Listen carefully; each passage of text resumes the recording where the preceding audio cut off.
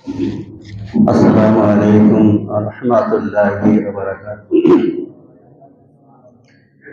الحمد لله نحمده ونستعينه ونستغفره ونعوذ بالله من شرور أنفسنا ومن سيئات أعمالنا. من يهده الله فلا مضل له ومن يضلل فلا هادي له. ونشهد أن لا إله إلا الله وحده لا شريك له.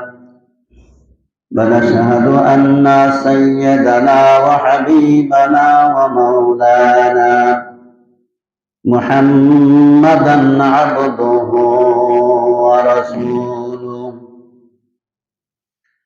الذي أرسله بالحق بشيرا ونذيرا وداعيا إلى الله بإذنه وسراجا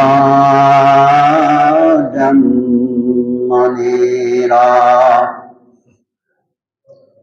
فقد قال الله تعالى في كلامه المجيد وفرقانه الحميد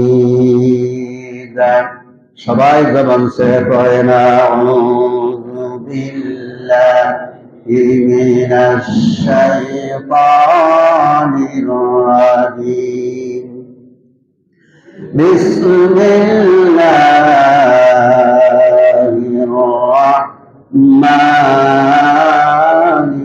রাহিম ومن يطع الله والرسول فأولئك مع الذين أنعم الله عليهم من النبيين والصديقين والشهداء والصالحين وحسن أولئك رفيقا. وقال النبي صلى الله عليه وسلم لا يؤمن أحدكم حتى أكون أحب إليه من والده وولده والناس أجمعين. فقد قال الله تعالى في كلامه المجيد وفرقانه الحميد أطيعوا الله وأطيعوا الرسول. وقال تعالى في شان حبيبه إن الله وملائكته يصلون على النبي يا أيها الذين آمنوا صلوا عليه وسلموا تسليما. اللهم صل على محمد وعلى آل محمد كما صليت على إبراهيم وعلى آل إبراهيم إنك حميد مجيد. اللهم بارك على محمد وعلى آل محمد كما باركت على إبراهيم وعلى آل إبراهيم إنك حميد مجيد. بلغ العلا بكماله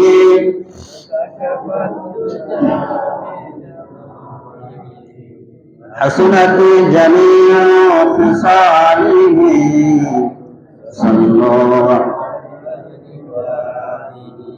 আমি যদি কোনদিন তাইফে যাই বলবো মাটিকে ডেকে নবীজির খুন স্বর্ণ কোথায়। আমি যদি আবার ওহুদে যাই বলব বালুকে ডেকে নবীজির দাঁত ভাঙল কোথায়? বলে দাও আজ তাই আমাকে প্রতিশোধের দাবানাল জ্বালানো হেতায়। বালাগাল উলাবি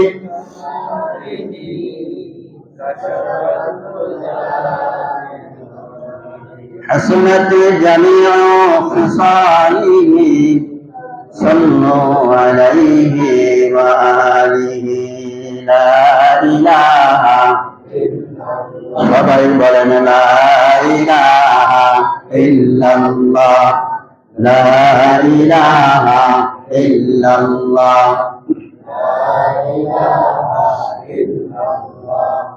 লা ইলাহা ইল্লাল্লাহ মুহাম্মাদুর রাসূলুল্লাহ। সবাই বলি সাল্লাল্লাহু আলাইহি ওয়াসাল্লাম। আল্লাহ সুবহানাহু ওয়া তাআলার দরবারে লাখ কোটি শুকরিয়া আদায় করি যে আল্লাহ রাব্বুল আলামিন দয়া করে মায়া করে মেহেরবানি করে সুস্থ রেখে আপনাকে আমাকে পবিত্র শুক্রবারে মসজিদে আসার বসার তৌফিক দান করেছেন। সেই মুনিবের দরবারে কণ্ঠ উজাড় করে অবনত চিত্তে এক ব্যক্তি সকলে বলছি আলহামদুলিল্লাহ। দুরূদ ও সালাম পড়ছি মানবতার মুক্তির দুজাহানের পয়গম্বর সরকার দু আলম নবী কুলের শ্রেষ্ঠ নবী আশরাফুল আম্বিয়া নবী মুহাম্মদ রাসূলুল্লাহ সাল্লাল্লাহু আলাইহি ওয়াসাল্লামের উপর। আমি আপনাদের সামনে কোরআনে হাকিমের মহাবিশ্বের মহাগ্রন্থ আল কোরআনের একখানা আয়াতে কারিমা তেলাওয়াত করেছি। সাথে সাথে বিশ্বনবী মুহাম্মদ রাসূলুল্লাহ সাল্লাল্লাহু আলাইহি ওয়াসাল্লামের অসংখ্য বাণী থেকে একখানা হাদিস উপস্থাপন করেছি। আল্লাহ রাব্বুল আলামিন আপনাকে আমাকে আজকের এই কোরআনের আয়াত থেকে শুনে জেনে বুঝে আমল করবার মতন মন মানসিকতা আপনাকে আমাকে যেন আল্লাহ পাক দান করেন বলি আমিন। আমরা যেটা শুনবো সেটা আমলের নিয়তে শুনবো, সেটা আমলের নিয়তে শুনবো। কোরআন হাদিস সাহাবায়ে আজমাইনরা যখন শুনতেন সেই বিষয় পালন করার জন্য পাগল হয়ে যেতেন। আর আমরা কোরআনের আলোচনা হয় আর ঘুমায়, ঘুমায়। আল্লাহ রাব্বুল আলামিন ঘোষণা দেন যারা মুমিন তারা যখন কোরআন শোনে তাদের অন্তরটা কেঁপে ওঠে। আল্লাহর কোরআন শুনলে কি, আল্লাহর নাম শুনলে তার অন্তর কেঁপে ওঠে। কোরআন শুনলে তাদের ঈমান বেড়ে যায়। মুমিনের আল্লাহর নাম যখন উচ্চারণ করা হয় তাদের সামনে, তখন তারা কি করে, তাদের অন্তরটা কেঁপে ওঠে ভয়। কার ভয়? ইত্তাকুল্লাহ, একমাত্র আল্লাহর ভয় অন্তর কেঁপে ওঠে। আমাদের কাঁপে না, আল্লাহু আকবার ধ্বনি দিলে আর বাড়ে, ঠিক কিনা? আল্লাহর ঘোষণা ইন্নামাল মুমিনুনা আল্লাযীনা ইযা যুকিরাল্লাহু ওয়াজিলাত কুলুবুহুম ওয়া ইযা তুলিয়াত আলাইহিম আয়াতুনা যাহাদাত ঈমানা ওয়া আলা রাব্বিহিম ইয়াতাওয়াক্কালুন। এরা হাফেজ রয়েছে। আল্লাহ রাব্বুল আলামিন বলেন, মানুষ যখন মুমিনদের সামনে আমার কথা, আল্লাহর কথা উচ্চারণ করা হয়, আল্লাহর নাম যখন নেওয়া হয়, মুমিনদের অন্তরটা কেঁপে ওঠে ভয়ে। কার ভয়? আল্লাহর ভয়ে কেঁপে ওঠে। আর মুমিনরা যখন আল্লাহর কোরআন শুনে তাদের ঈমান বাড়তে থাকে, বেড়ে যায়। ঈমান বাড়ার লক্ষণ কি চুপ থাকা? না, ঈমান বাড়ার লক্ষণ আল্লাহর কথা শুনলে চিৎকার দিয়ে আল্লাহু আকবার বলা। আমরা হচ্ছি উমারের উত্তরসূরি। আমরা কার উত্তরসূরি? উমারের উত্তরসূরি। উমার যখন নারায়ে তাকবীর দিত, আল্লাহু আকবার ধ্বনি যখন বলতেন, উমার কাফেরদের হাতের থেকে তরবারিগুলো থরথর করে কাঁপতে কাঁপতে পড়ে গেছে। চিৎকার দিয়ে আল্লাহু আকবার। উমার যখন নারায়ে তাকবীর দিত, কাফেররা দামিনে দামিনে পড়ে যেত। এত পরিমাণ উমারের ভয় করত, উমারের ঈমানের এত তেজ। সেই ওমানের উত্তরসূরি আমরা, ঠিক কিনা?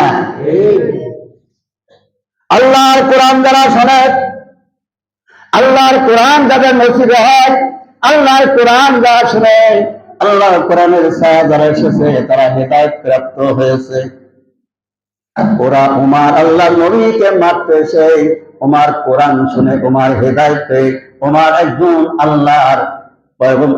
একজন আল্লাহর খাস বান্দা হয়ে গেছে, একজন খাস বান্দা উমার, যার কথা আল্লাহ রাসূল বর্ণনা করেছেন। শেষ পয়গম্বর যদি শেষ পয়গম্বরের পরে যদি পয়গম্বর আসতো, তাহলে আল্লাহর পক্ষ থেকে ঘোষণা আসতো, উমার আর নবী হয়ে আসতো। বলেন ঠিক কিনা? এত মর্যাদা, এত সম্মান কিসের কারণে? কোরআন মানার কারণে, কোরআন মানার কারণে, কোরআন জানার কারণে, কোরআন আমল করার কারণে, কোরআনের সংস্পর্শে আসার কারণে আল্লাহ রাব্বুল আলামিন তার এত ইজ্জত দিয়েছে। দুনিয়ার থেকে তাদেরকে আল্লাহ রাব্বুল আলামিন জান্নাতের সার্টিফিকেট দিয়েছে, ঠিক কিনা? ওই বিষয়ে আমি বলছি। আজকের কোরআনে কারীমের সূরা নিসা 69 নম্বর আয়াত আমি আপনাদের সামনে তেলাওয়াত করেছি। আল্লাহ রাব্বুল আলামিন বলেন, যারা আল্লাহর আনুগত্যকে মেনে নিল, যারা আল্লাহর আনুগত্য মেনে নেবে, বিশ্ব নবী মুহাম্মদ রাসূলুল্লাহ সাল্লাল্লাহু আলাইহি সাল্লামকে যারা নেতা বলে মেনে নেবে, কিয়ামতের কঠিন মুসিবত যেদিন হবে, সন্তান তার পিতার পরিচয় দেবে না, সন্তান তার মায়ের পরিচয় দেবে না, বন্ধুর পরিচয় দেবে না, কেউ কারোর পরিচয় সেদিন থাকবে না। সন্তান ছুটে আসবে পিতার কাছে, বাবা